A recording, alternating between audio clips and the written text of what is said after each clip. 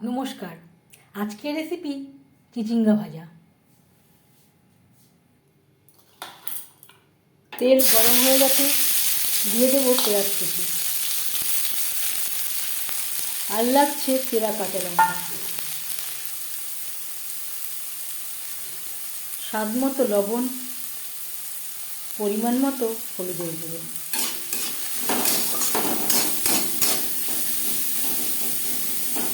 পেঁয়াজ লালচে করে ভেজে নেব। পেঁয়াজ ভাজা হয়ে গেছে, দিয়ে দেবো টুকরো করে কেটে রাখা চিচিঙ্গা। পেঁয়াজের সাথে চিচিঙ্গা বেশ ভালো করে মিক্স করে দেবো। 3-4 মিনিট নাড়াচাড়া করে নেওয়ার পর গ্যাসের ফ্লেমটাকে লোতে করে দেবো, ঢেকে দেবো।